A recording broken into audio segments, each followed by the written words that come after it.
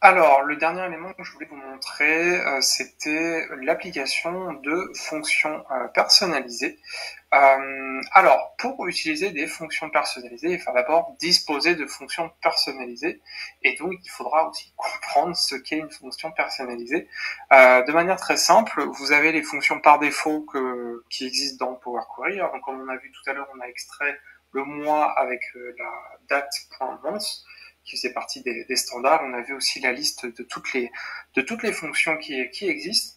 Et potentiellement, vous n'allez pas toujours trouver votre bonheur dans cette liste-là et vous aurez besoin de créer vos propres fonctions ou même parce que vous avez beaucoup de retraitements successifs à faire et toujours un peu de manière identique sur certaines de vos données, il peut être intéressant d'automatiser ça en créant des fonctions.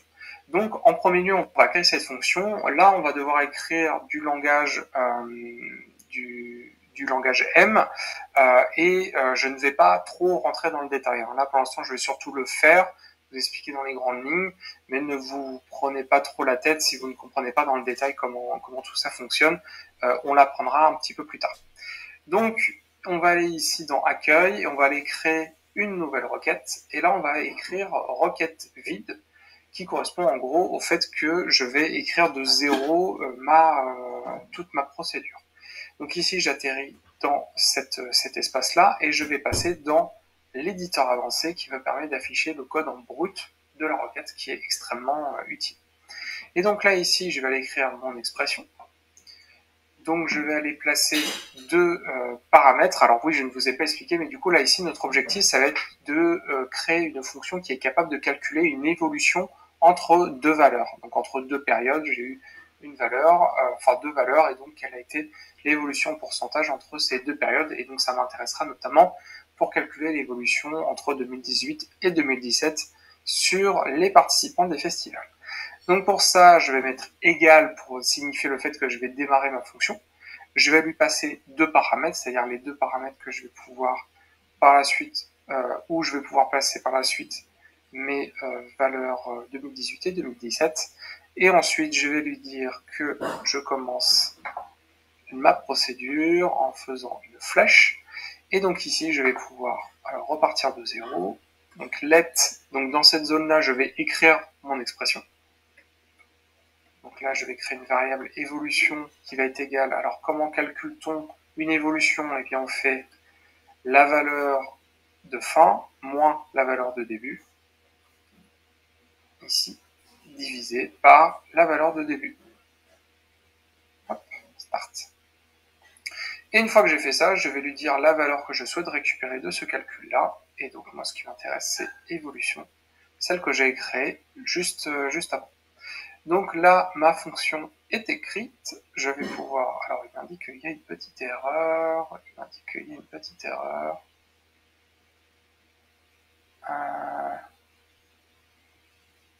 Quel souci.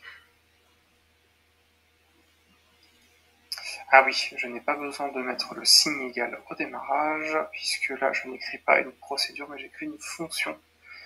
Voilà. Et donc, je vais cliquer sur OK. Et à partir de là... Donc là, typiquement, je vois que j'ai une fonction qui vient d'être créée. Je vais pouvoir la renommer. Donc, en mettant par exemple calcul évolution.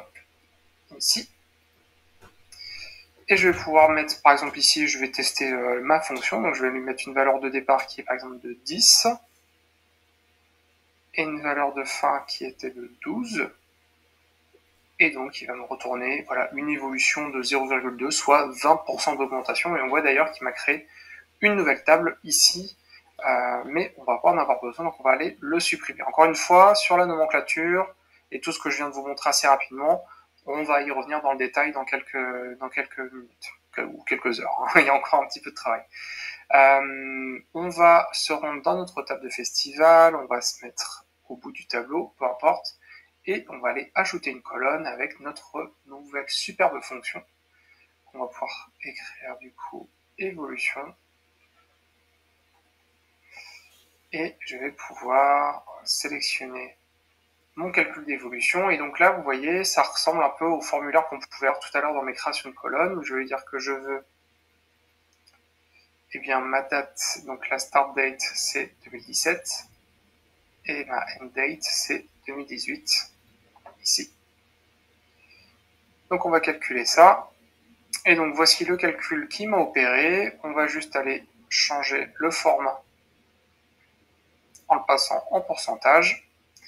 Et donc voici notre magnifique résultat. Donc on vient de créer une colonne à partir d'une fonction personnalisée qui n'existait pas par défaut dans Power Query et qui nous a permis d'effectuer un calcul assez simplement.